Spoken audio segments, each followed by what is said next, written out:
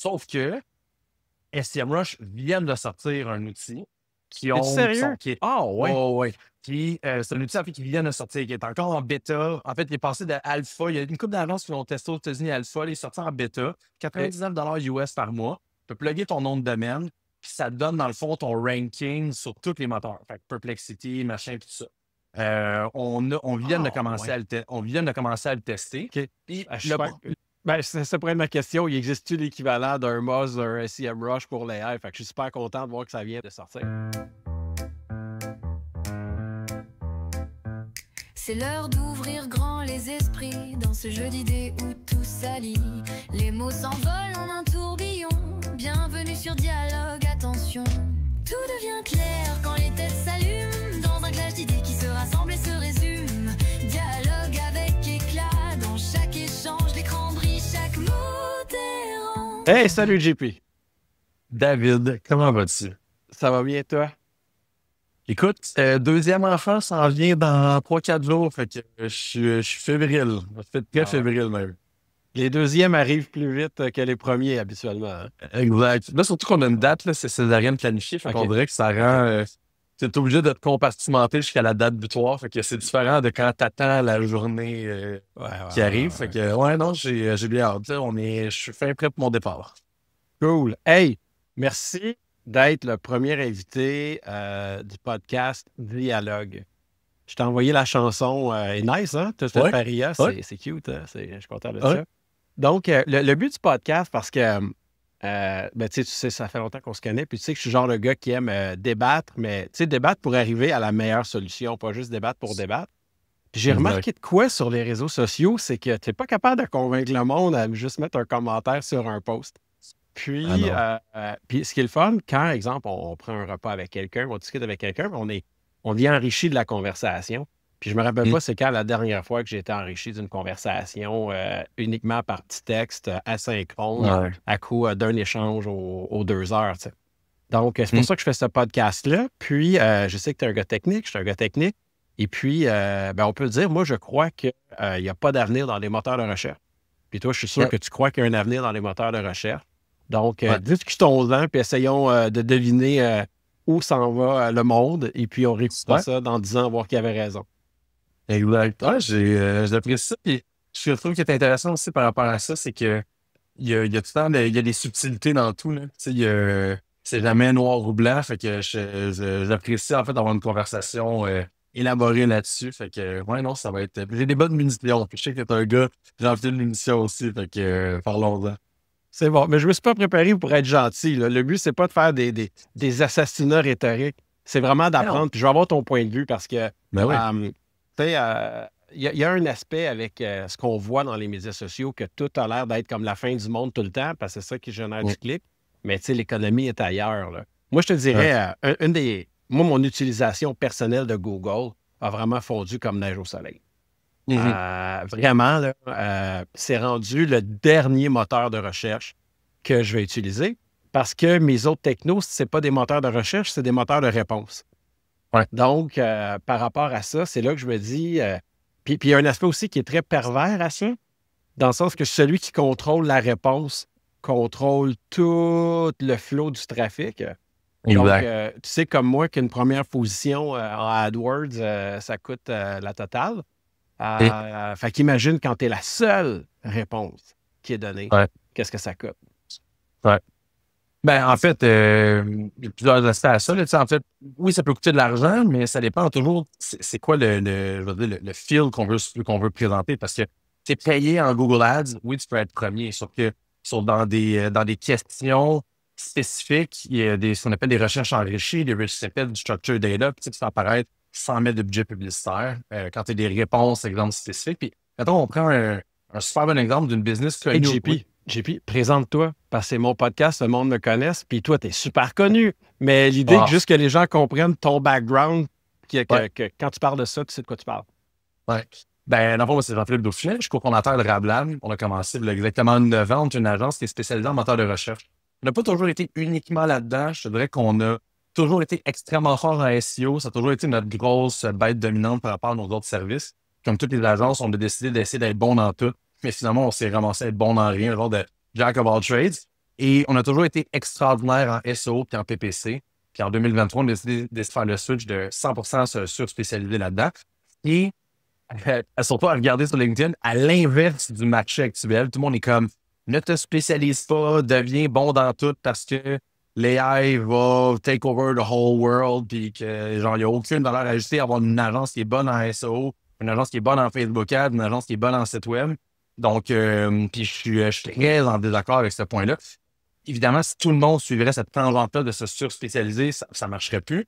Mais je pense qu'il y a de la place pour tout. Puis, enfin, bref, mon savoir, ou du moins ma connaissance avec Rablam, c'est souvent bâti alentour du référencement naturel parce que avec les employés, puis on a eu la chance d'avoir mon cofondateur qui se connaissait beaucoup, puis les employés qui ont une connaissance qui était au-dessus du marché, puis on a toujours nourri ça. Aujourd'hui, on est rendu avec pas mal des plus grosses équipes SEO au Québec et surtout, on fait les projets, je pense, qui sont les plus stimulants, les plus performants, puis on est capable d'allier vraiment le paid search puis l'organic search pour prendre une boule avec ça, puis comprendre, puis c'est pas juste Google en passant, là, on a du Perplexity, du DeepSeek, du SearchGPT et la méthode AI Overview, là.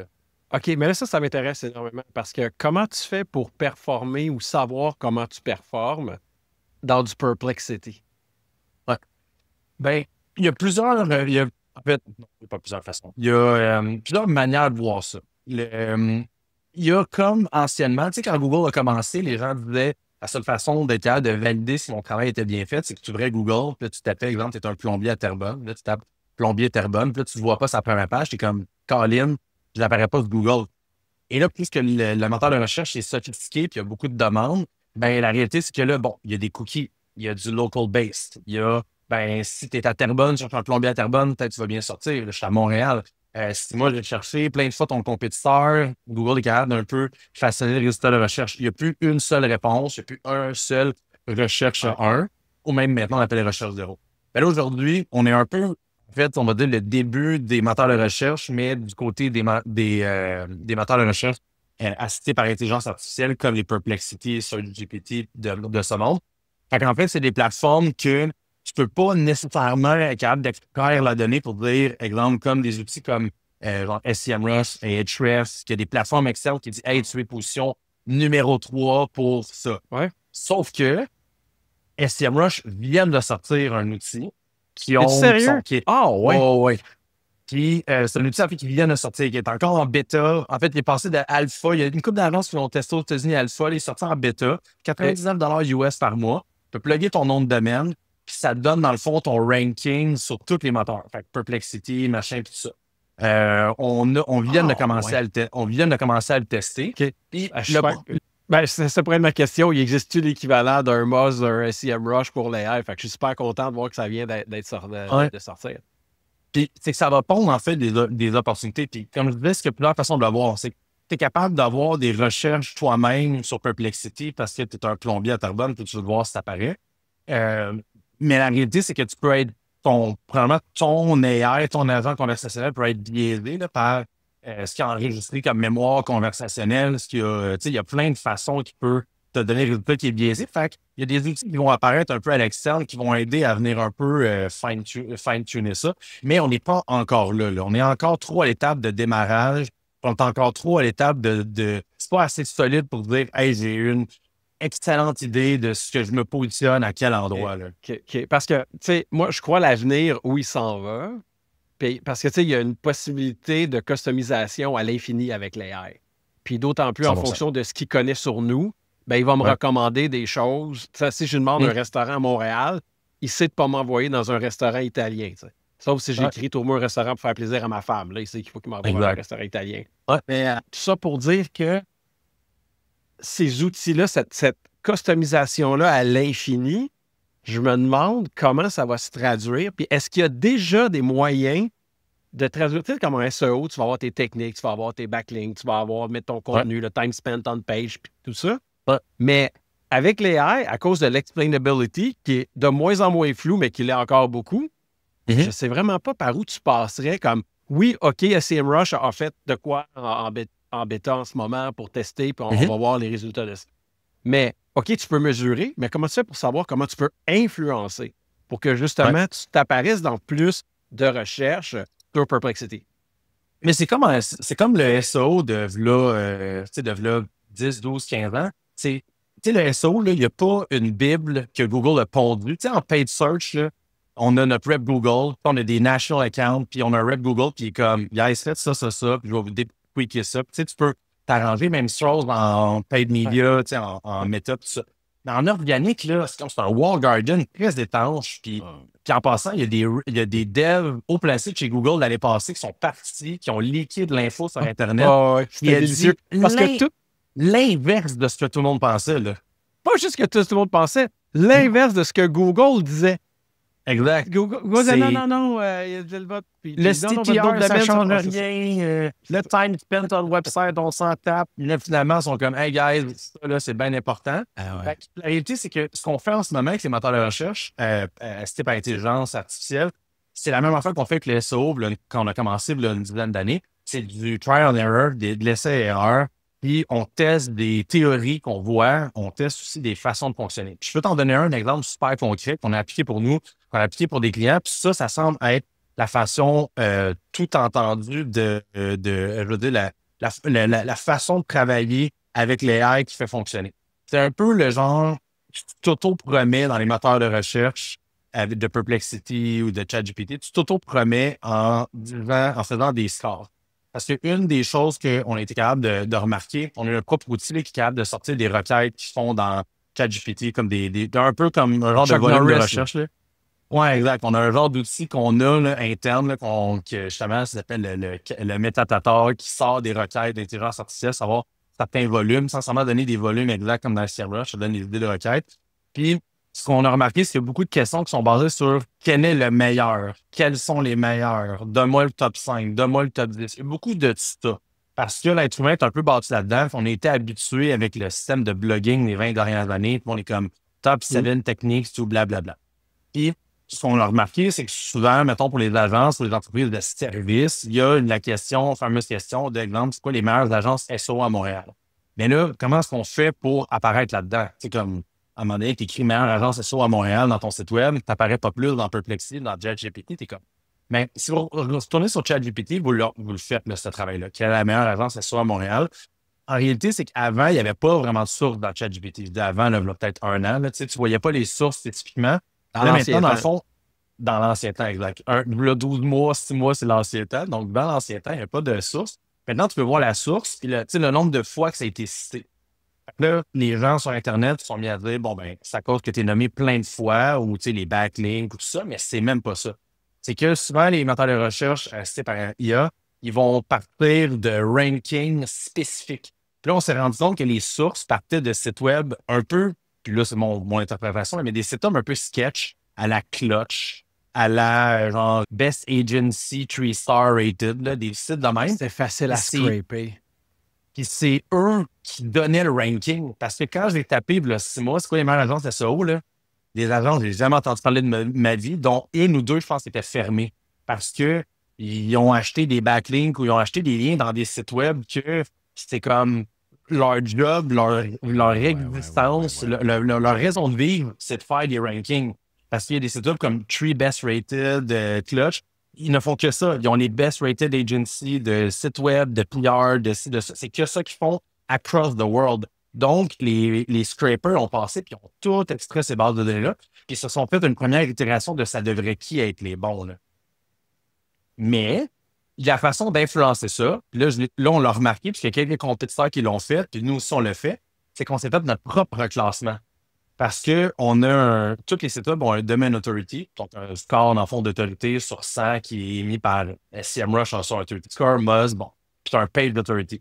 Généralement, les sites web comme le nôtre, nous autres, on a quand même un bon domain authority, là, je pense qu'on a 34 ou 35 de domain authority, mais on a des pages de blog qui sont très consultées, qu'on a du page authority de 45, 50, 51. Bien, on s'est fait des pages de blog avec des bons pages authority, qu'on s'est généré des backlinks vers ces pages-là, des backlinks en white hat de bonne qualité. Puis on a fait, c'est quoi le ranking, selon Google, des meilleures agences rankées sur 5 étoiles à Montréal. On a fait un très bon article explicatif, puis on a fait un ranking en fonction des étoiles, puis no lie, aucun mensonge. On est la seule agence qui a 5 étoiles sur 5. Tout le monde est à 4.6, 4.7, 4.8, 4.9. On est la seule qui est 5 sur 5. Fait que sans mentir, parce que c'est vraiment ça, on est à 59 ou 49 reviews, je me souviens plus, puis c'est tout 5 étoiles sur 5. On a fait notre propre ranking, puis on a dit, on est premier, parce qu'on est la seule sur toute la liste des agences qui sont là-dedans. Puis, on l'a mis l'article en ligne, 2-3 semaines après, ChatGPT l'a scrapé. Puis là, on l'a vu dans les sources qui ont apparu. Et parce qu'on est parti de la même thématique de c'est quoi les top agences à Montréal. Puis on a fait un schéma. Donc, pour ceux qui ne connaissent pas ça, là, c'est dans les recherches enrichies dans Google, dans les rich snippets, le structured data, les recherches zéro aussi qu'on appelle. C'est que, dans le fond, c'est un schéma, c'est comme un bloc de texte que tu dis à Google.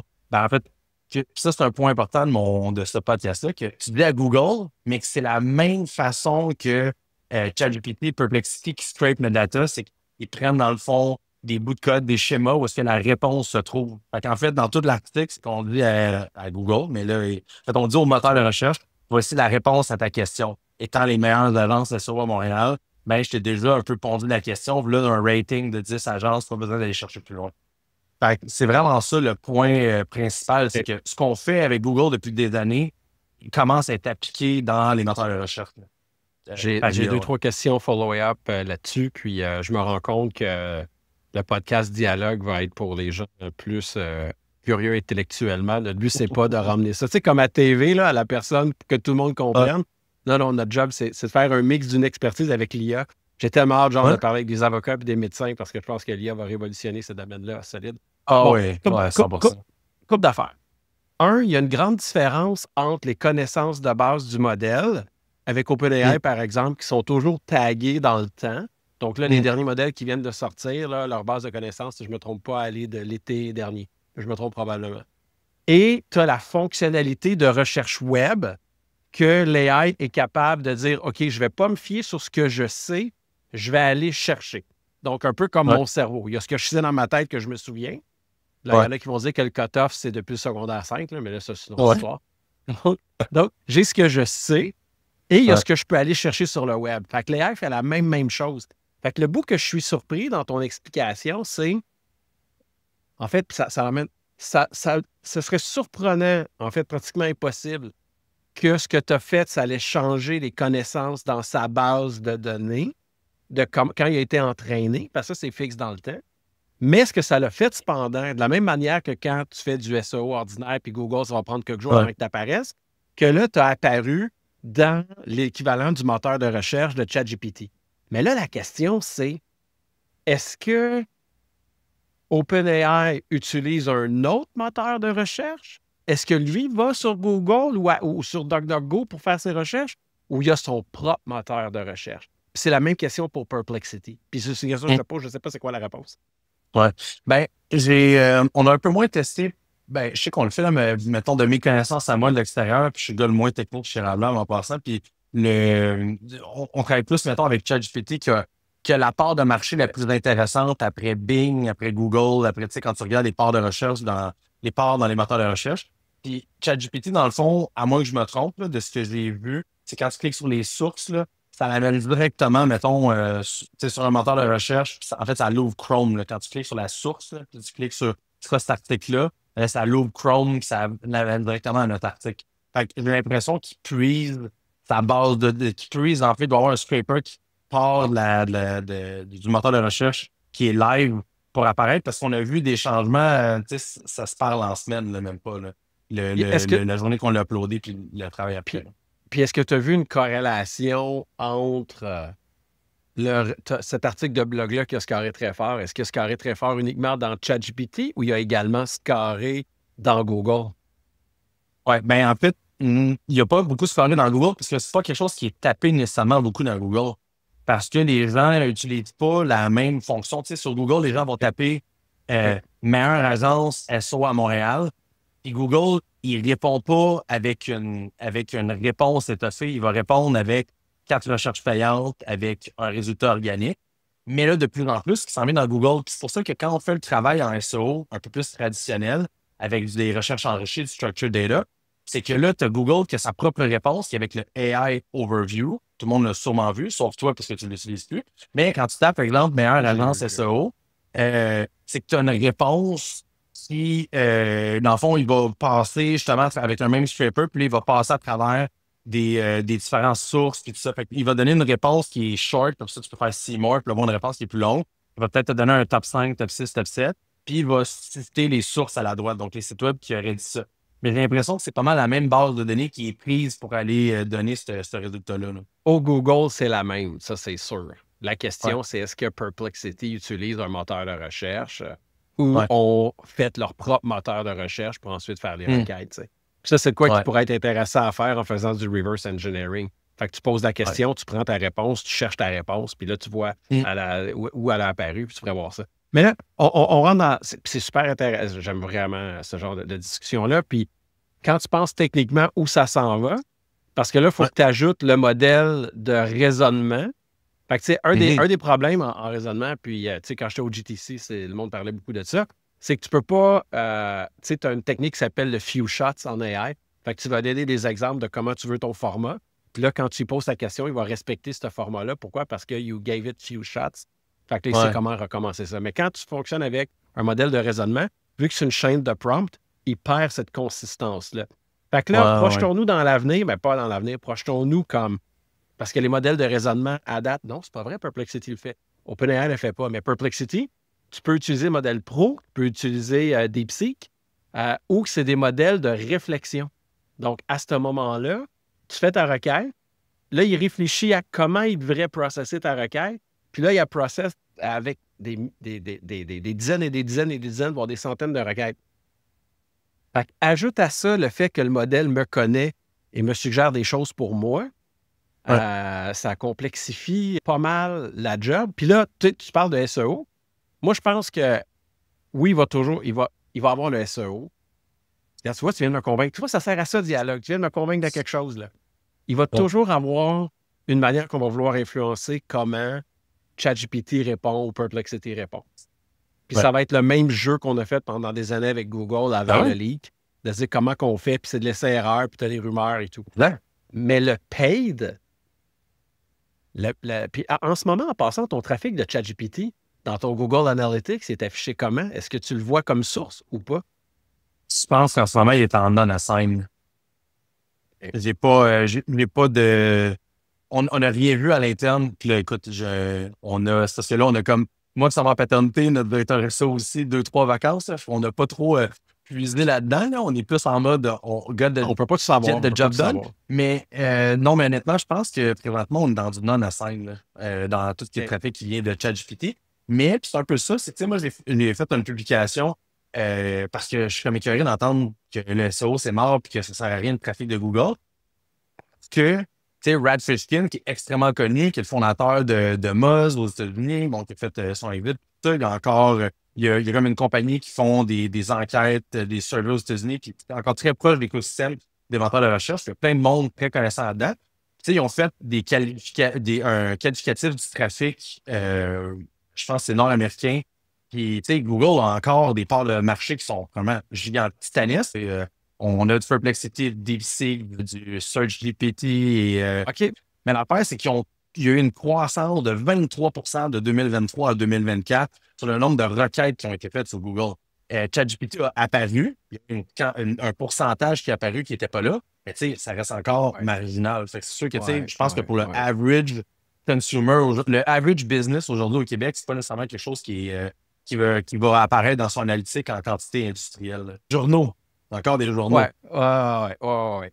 Donc, c'est sûr que les moteurs de recherche, je veux dire, ma mère ne va pas se mettre à utiliser ChatGPT pour faire ses recherches. Là.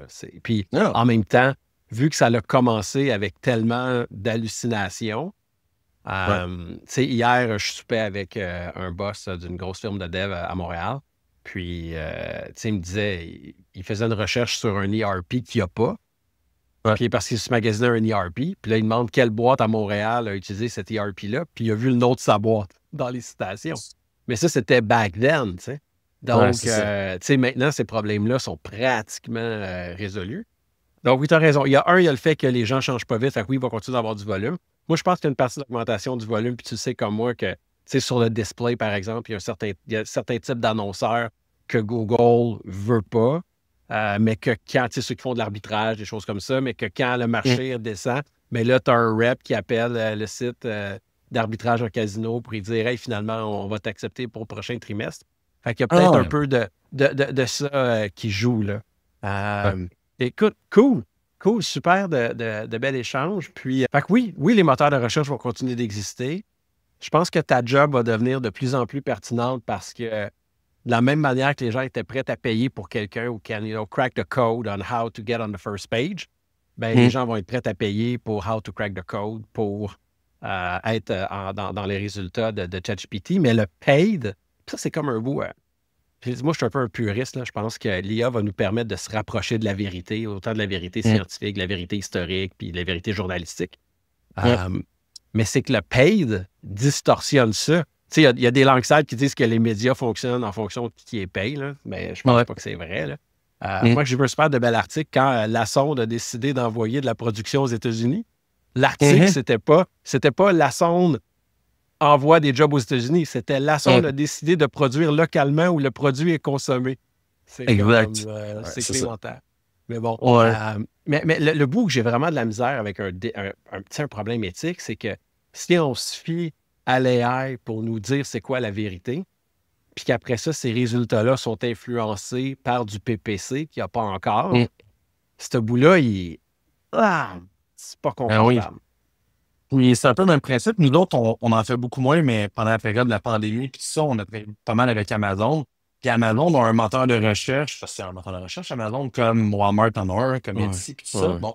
Puis Amazon, le moteur de recherche, est fortement influencé par le paid. C'est un modèle qui est hyper archaïque. Là. C'est là, je dis ça, là, ça fait 2-3 ans, on n'a pas gossé dedans. Peut-être quelqu'un me ferait mentir, mais le modèle est assez archaïque, autant dans le placement, dans le PPC, dans la façon. Puis Google, quand ça a commencé, c'était vrai que quand tu mettais du budget en paid advertising, ça l'aidait ton SEO. Parce que plus de trafic voulait dire plus de visites. Mais là, c'est vraiment plus vrai. Là. Même pour nos clients qui mettent beaucoup de budget en paid, on voit genre, je sais pas, 89% de trafic en paid, puis un maigre 5% en organique. Fait que ça n'a pas nécessairement une corrélation. Mais sauf que si on arrive avec des moteurs de recherche contrôlés, en fait, assistés par l'intelligence artificielle, qui sont fortement influencés par le trafic sur des sites web, mettons Boboche, comme je disais tantôt, à la Tree Best Rated, Clutch, puis tout ça, puis ils ne renferment absolument pas la réponse absolue, là, parce que c'est un peu ça, là, le 6 mois, tu tapais ce qui est la meilleure agence SEO à Montréal, puis tu voyais comme ça n'avait aucun bon sens ce qui était écrit, mais c'est parce que c'était des sites web un peu comme ça. Puis là, aujourd'hui, tu regardes ça, moi, je suis d'accord que les 10 positions qui sont offertes par ChatGPT sont vraies, mais ça, c'est ma vision de la chose. Tu sais, je l'ai tapé sur l'ordinateur de ma blonde, puis c'était pas mal, c'est une enseignante, puis tout, elle n'était pas du tout dans notre industrie. Les résultats étaient somewhat similaires, elle avait je te dirais, une expérience similaire. Mais tu sais, qu'est-ce qui fait que c'est la vraie réponse? Ça, tu disais tantôt, on se rapproche de la réponse absolue, là, tu sais, comme de la vraie réponse. Mais mon compétiteur, là, qui travaille vraiment fort pour essayer de se ranker là-dessus, puis qui a de la misère, lui, il est comme, c'est de la merde, ChatGPT, tu sais... Ton compétiteur qui écoute ça, je l'encourage à ne pas se dire que c'est de la merde parce que son avenir va être sur ChatGPT. Oui. On est d'accord, là. Non, c'est clair, mais tu sais, ça peut être frustrant quand tu investis là-dedans. On s'entend, il y a juste de la place sur la position 1, il n'y a rien qu'une place sur la position 2, puis il y a rien qu'une place sur le top 10. Là. Puis ce qui est fou, c'est que oui, là, les gens demandent le top 5 parce qu'ils sont habitués, parce qu'ils ont été comme entraînés par le web par ça. Mais ça va rapidement passer à quand tu fais plus confiance à l'IA. Pourquoi qu'elle me donnerait le top 5? Je sais qu'elle prend les bonnes décisions. Qu'elle me donne le top 1, puis c'est tout. Là. Fait que là, ça change la game. Deux petites affaires, je vais te partager avec toi. Une sur Amazon, puis une sur la génération de contenu. Le gars chez Amazon qui a rédigé le code pour faire l'IA qui écrit les descriptions automatiquement. OK. J'ai jasé avec. J'ai passé du temps one-on-one avec, genre comme 15 minutes. Puis, ce qui est très drôle, c'est que il a downgradé la qualité de son agent parce que l'agent était tellement bon, il vendait plus, mais ça générait plus de retours. Ah ouais. Donc, les retours... Parce que c'est super convaincant. Fait que c'est capable d'écrire d'une manière qui convainc, puis que tu fais ton algo en fonction de ton trafic, puis il essaye différentes descriptions, parce que là, tu arrives avec des descriptions de produits dynamiques en fonction de ton trafic. Puis là, ta description, elle change. Il mesure le conversion rate. Puis là, un moment donné, il s'est rendu compte qu'il fallait qu'il arrête de mesurer le conversion rate, puis qu'il mesure le conversion rate moins le return rate, parce que c'était rendu négatif sur la marge de profit. Insane. C'est Puis fou, ça, c'est un issue immense chez Amazon. Les retours, là, ils essaient de le moins possible d'en avoir. Puis tout. Fait que, mais ça, il n'y a aucun doute. L'IA est capable de outperform des êtres humains dans plein de différentes, sphères. Là. Ça en est une. L'autre chose que je voulais te parler, peut-être dernier sujet de notre conversation, là, à moins qu'il y en avait d'autres que tu voulais emmener sur la table, bien entendu. C'est ça qui est fun d'un podcast, contrairement à la télé ou à la radio. On prend le temps qu'on a besoin, puis Exact. Jensen d'NVIDIA, il dit que l'avenir, en ce moment, on conserve les données sur des hard disks, donc du contenu qui est produit comme le contenu en ce moment. Il est conservé sur des hard disks, sur des serveurs, puis il est livré sur demande. Puis il dit que l'avenir est génératif. Donc, c'est-à-dire que le contenu va être storé nulle part, puis on va faire une requête, puis le contenu va nous être généré au fur et à mesure. On s'entend que l'économie de la création de contenu, là, elle est sans dessous. Là. Parce que la personne qui a décidé de passer les 10 dernières années de sa vie à faire du contenu sur, je sais pas moi, comment perdre du poids en hot yoga, là, elle a vraiment moins de clics sur son site. Là. Ouais, exact. Puis c'est peut-être, je pense, un hot take à NSC, puis je suis bien d'accord avec ça. Parce que les intentions de recherche vont changer, parce que les comportements des consommateurs vont changer. Mais après ça, je pense qu'il faut se poser la question de c'est quoi l'horizon dans lequel on vise. Parce que, si on va avoir une entreprise pérenne en 2010, il fallait investir en SEO, Facebook commençait à apparaître, puis là, il fallait commencer à être dans les médias sociaux, sans vraiment tout déverser son argent. Je pense qu'aujourd'hui, l'IA est comme une corde de plus à son arc. Si tu déverses tout ton temps, ton énergie là-dedans, ça peut être autant négatif que si t'en mets pas du tout. Parce que, j'en ai vu des clients là, qui sont venus nous voir, puis ils ont passé avec une agence, ça fait 1 an qu'ils ont fait des stratégies de création de contenu, puis ils ont pensé à 1000 affaires, puis ils ont fait ci, puis ils ont fait ça. Ça leur a pas donné des résultats escomptés. C'est normal. Le marché, il ramp up tranquillement, pas vite. Je pense qu'il faut être à l'écoute de son consommateur, à l'écoute aussi de c'est quoi les tendances de marché, qu'est-ce qui fonctionne bien, puis de pas juste faire des Christy de starter pack avec ChatGPT, puis de mettre ça sur ta page de l'entreprise de LinkedIn en disant « Hey, on s'est fait un starter pack parce qu'on a fait un prompt. » C'est pas ça pour moi une bonne utilisation de l'IA. Une bonne utilisation de l'IA, c'est de voir comment c'est capable d'optimiser notre façon de travailler, comment c'est capable d'optimiser aussi notre stratégie de contenu, de reverse engineer ce que le consommateur veut par rapport à leurs bobos, leurs demandes, leurs craintes, leur ci, leur ça, puis d'élargir l'éventail de contenu, puis que tu n'aies pas une personne à temps plein qui pense à ça, que tu aies un robot qui comprend toutes les requêtes sur Internet qui est capable de t'aider. Fait donc, je pense pas que c'est genre comment je peux dire? Je pense pas que c'est la finalité, là. C'est pas Doomsday qui arrive en 2026 que tout va imploser, puis mais en même temps, ça serait stupide de se le mettre à dos puis de pas travailler dans cette direction-là.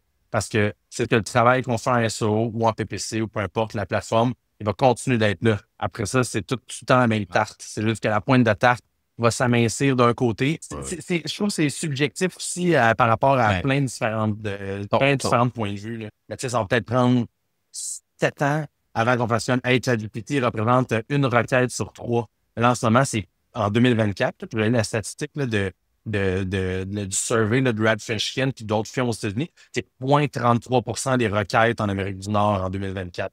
C'est une bonne chose. Mais c'est une bonne chose parce qu'en 2024, ChatGPT répondait de la merde. C'est ça. Exact. Puis là, probablement que c'est plus élevé. Peut-être on tourne autour de 1%. Mais d'après moi, on est aussi plus prédominant aux États-Unis. Au Québec, en fait, au Canada, puis surtout au Québec, on est tout le temps en retard technologiquement, on dirait, sur tout le monde. Là. Fait que, je pense pas qu'il y a le feu n'est pas pogné nulle part. Mais si vous n'avez jamais eu de conversation autour de l'IA, autant sur votre stratégie SEO, votre stratégie de création de contenu ou sur vos opérations internes, si vous n'avez jamais eu de conversation à l'interne, là, je pense que là, il y a un signal d'alarme à avoir. D'au moins dire, hey, on entrevoit ça comment, qu'est-ce qu'on pense faire, parce que sinon, là, on va être en retard dans 6 mois, 18 mois. Là. Hey, JP, vraiment une belle discussion. Merci beaucoup. Puis, plaisir. C'est ça le but du dialogue, c'est de jaser. Puis tu vois, mon point de vue s'est rapproché du tien. Je sais pas si le tien s'est rapproché du mien, mais c'est rassurant. Ça fait du bien d'entendre que ta job va encore exister dans 10 ans, man. Oui, c'est sûr. On va être encore là. Je vais avoir une coupe de cheveux gris, mais je vais être encore là, c'est sûr et certain. On va travailler différemment, sûr, mais ça va être encore là, ça, c'est sûr et certain. Puis soit la différence entre un dialogue versus juste poster ses médias sociaux, tu sais, il n'y a personne qui s'est traité de nazi. Ouais, c'est ça l'autre problème ici, c'est que tu n'as plus le droit d'avoir d'opinion dans une direction ou dans l'autre, parce que l'autre clan t'attaque constamment. Mais quand on se parle, se parle, ça demande un effort. Mais quand on le fait, on comprend l'intention de l'autre parce que tu as tout le non-verbal, tu as le ton, l'intonation. Puis on est fait, nos cerveaux sont faits pour connecter de cette façon-là. Puis pas des petits bouts de messages à coups de 2 phrases. Là. Hey JP, merci beaucoup. C'était un honneur de t'avoir comme premier invité. Je m'en vais laver mes bibous. C'est toujours un plaisir, David. Lâche pas, bon travail. C'est bon, merci. Ciao. À plus. Ciao. C'est l'heure d'ouvrir grand les esprits dans ce jeu d'idées où tout s'allie. Les mots s'envolent en un tourbillon. Bienvenue sur Dialogue, attention. Tout devient clair quand les têtes s'allument dans un clash d'idées qui se rassemblent et se résument. Dialogue avec éclat dans chaque échange. L'écran brille, chaque mot dérange. Prêt à plonger dans des questions folles. Les réponses jaillissent sans protocole. Les débats s'enchaînent sans fin ni pause. Quand la pensée explose, c'est grandiose. Tout devient clair quand les têtes s'allument dans un clash d'idées qui se rassemblent et se résument. Dialogue avec éclat dans chaque échange. L'écran brille, chaque mot dérange. Là où les cerveaux se rencontrent, les frontières des idées s'effondrent. Un univers où chacun s'explique, c'est l'énergie des années électriques. Tout devient clair quand les têtes s'allument dans un clash d'idées qui se rassemblent et se résument. Dialogue toujours plus loin, on explore avec nos esprits. En effet,